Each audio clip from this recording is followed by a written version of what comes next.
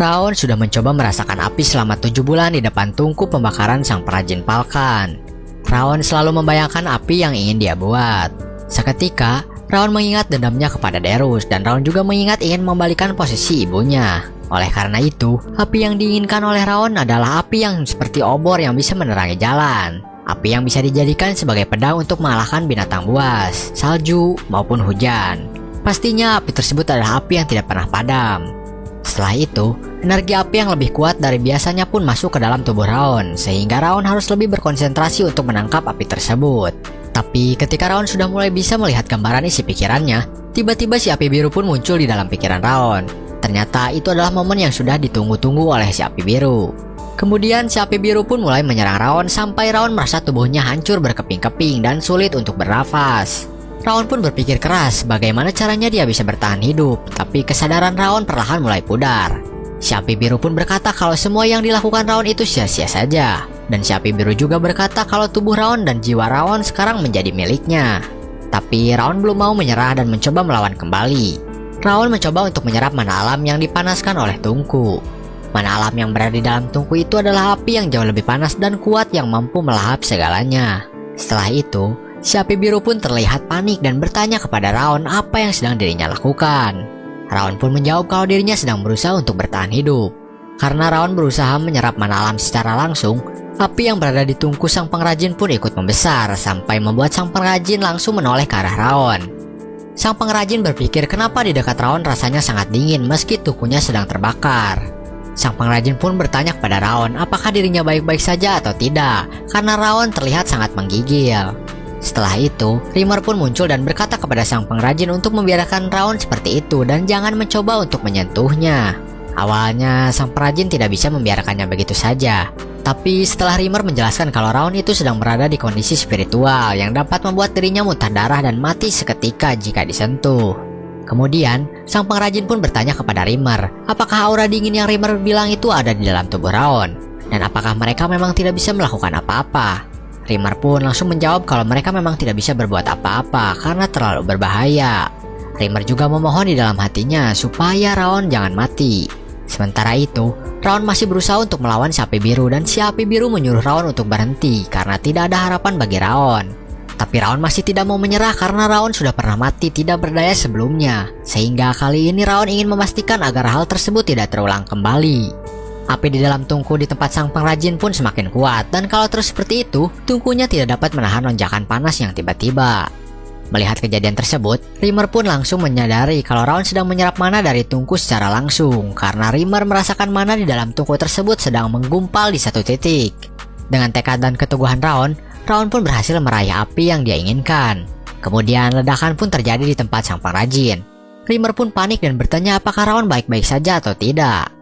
Ternyata Raon baik-baik saja dan mencoba untuk berdiri di mana Raon juga saat ini sedang diselimuti oleh api berwarna emas. Setelah berhasil bangkit, stat Raon meningkat karena sudah berhasil mendapatkan teknik 10,000 Flames. Raon juga merasa kalau dirinya bisa segera mengembangkan teknik tersebut. Selain itu, Raon merasa heran atas semua hadiah yang telah dia dapatkan. Sedangkan si api biru langsung bertanya-tanya siapa sebenarnya Raon itu, karena mentalnya sangat kuat padahal sudah ada di ujung. Raon pun berkata kalau dirinya sudah bilang kalau percuma saja mencoba menjatuhkannya karena tidak ada gunanya. Setelah kejadian barusan, Raon akan meningkatkan kewaspadaannya terhadap si api biru dan berusaha menutupi kelemahannya dari si api biru sampai-sampai si api biru tidak dapat mengetahuinya. Setelah itu, sang pengrajin pun menghampiri Raon dan bertanya apakah Raon baik-baik saja. Raon pun menjawab kalau dirinya baik-baik saja. Kemudian sang pengrajin juga bertanya apakah Raon berhasil mendapatkan aura. Raon menjawab kalau dirinya sudah mendapatkan aura dan semua itu berkat sang pengrajin. Raon juga meminta maaf kepada sang pengrajin karena sudah menghancurkan tungku api di tempatnya. Sang pengrajin pun berkata kalau tidak masalah selama Raon baik-baik saja, lagi pula dia bisa membuat tungku api lain. Kemudian sang pengrajin pun melihat ke tungku api miliknya dan merasa ada yang aneh lalu langsung menghampirinya. Ternyata di tungkunya itu ada arang emas. Arang tersebut lebih kuat dari arang putih dan lebih tahan lama dari arang hitam. Berkat Raon, akhirnya sang pengrajin bisa membuat arang yang dia inginkan selama puluhan tahun. Sang pengrajin pun berterima kasih kepada Raon, tapi Raon berkata kalau dia tidak melakukan apa-apa. Sang pengrajin pun menjelaskan kalau selama Raon berlatih, api di tungku selalu menjadi sangat kuat dan itu karena nafas Raon. Kemudian panas api dari tungku itu menyebar ke seluruh tempat sehingga sang perajin bisa membuat arang emas itu berkat Raon. Setelah menjelaskan hal tersebut, sang pengrajin bertanya kepada Raon apa tujuannya, dan Raon ingin menjadi swordman yang seperti apa. Dengan percaya diri, Raon pun menjawab kalau dirinya ingin menjadi swordman yang tidak akan pernah menyerah apapun situasinya dan siapapun musuh yang dihadapinya. Sang pengrajin pun berkata kalau dirinya tidak menyangka akan mendengar jawaban seperti itu dari seorang bocah. Sang pengrajin juga berkata kalau Raon akan bisa mendapatkan pedang dalam 3-5 tahun. Dan saat Raon sudah memiliki tekad yang bulat, maka Raon diminta untuk menemui sang pengrajin karena sang pengrajin akan menyimpan arang emas tadi untuk Raon. Raon pun bertanya apakah maksud dari sang pengrajin itu adalah dirinya akan membuatkan pedang untuk Raon. Bukannya sang pengrajin sudah pensiun. Sang pengrajin pun tidak jadi pensiun hanya untuk membuat pedang untuk Raon di masa depan nanti. Dan sang pengrajin menyuruh Raon untuk tetap hidup. Rimmer yang melihat dari atas pun penasaran apa yang akan terjadi. Ternyata Raon berhasil mendapatkan aura. Rimmer pun berkata kalau Raon sangat berbakat membuat orang khawatir. Selain itu, ternyata kepala keluarga setiap hari datang untuk mengawasi Raon karena cemas, dan sekarang kepala keluarga merasa lega karena Raon sudah berhasil mendapatkan aura. Setelah itu, kita dipindahkan ke tempat pelatihan. Di sana Runaan bertanya-tanya kapan Raon akan kembali ke tempat pelatihan. Runaan juga ingin membantu Raon sebagai balas budi karena sudah membantunya. Beberapa saat kemudian, Raon pun muncul dari pintu masuk pelatihan dan Runaan langsung mendekati Raon. Runaan pun menyemangati Raon sambil memberikan es krim marble yang sebelumnya pernah Runaan berikan kepada Raon. Selain itu, Runaan merasakan hawa dingin dan aroma yang lebih segar dan kuat dari sebelumnya dari Raon. Raon berterima kasih kepada Runaan dan langsung memakan es krim tadi. Si api biru kegirangan karena rasanya enak sekali dan sudah lama sejak terakhir kali dirinya makan satu. Si api biru juga menyuruh Raon untuk memakan sisanya, tapi Raon berkata kepada Runaan kalau dirinya hanya makan satu saja. Kemudian, Runaan pun bertanya kepada Raon apakah Raon sudah merasa baikan. Raon pun menjawab kalau dirinya sudah merasa lebih baik. Keesokan harinya, Rimmer mengumumkan kalau dirinya sudah merencanakan sesuatu yang spesial dalam 1 bulan ke depan. Ternyata dalam 1 bulan ke depan Rimmer akan mengadakan latihan 1 lawan 1. Hasil pertarungannya akan mempengaruhi kelulusan mereka dan mereka juga akan mendapatkan ranking. Kemudian Martha pun mengangkat tangan dan bertanya kepada Rimmer bagaimana dengan murid lain yang tertinggal jauh dan masih belum mendapatkan aura. Rimmer pun dengan santai menjawab kalau saat ini semua murid sudah berhasil mendapatkan aura. Martha yang mendengar Rimmer berkata demikian pun sedikit kaget dan bertanya kapan dia mendapatkannya. Rimmer menjawab kembali kalau dia mendapatkan aura itu mungkin kemarin atau hari ini, karena Rimmer tidak yakin. Yang Martha sebutkan barusan itu sudah pasti Raon, dan Martha pun langsung melihat ke arah Raon dan berkata, akhirnya ada kesempatan untuk melawan Raon. Martha pikir dirinya akan mati kebosanan karena menunggu terlalu lama. Kemudian, Martha pun memprovokasi Raon, tapi Raon hanya diam saja mendengar provokasi yang dilontarkan oleh Martha. Kemudian Buren pun datang untuk menghentikan Martha, tapi Martha malah semakin menjadi-jadi dengan membandingkan Raon dengan Buren beserta teman-temannya yang lain. Setelah itu, Martha berkata kepada Raon kalau Raon sudah terlalu lama menjadi peserta terbaik dan sekarang saatnya Raon menyerahkan posisinya tersebut. Martha pun membuat taruhan kalau yang menang akan menjadi peserta terbaik, tapi Raon menolak taruhan tersebut karena tidak ada untungnya bagi Raon kalau hanya mempertaruhkan posisinya. Mendengar hal tersebut membuat Martha tertawa karena Raon tidak paham dengan situasi di mana dirinya tidak ada yang mendukung. Raon pun membalasnya dengan berkata apakah Martha takut. Mendengar Raon berkata begitu, membuat tawa Martha semakin kencang dan Martha pun mengubah isi taruhannya.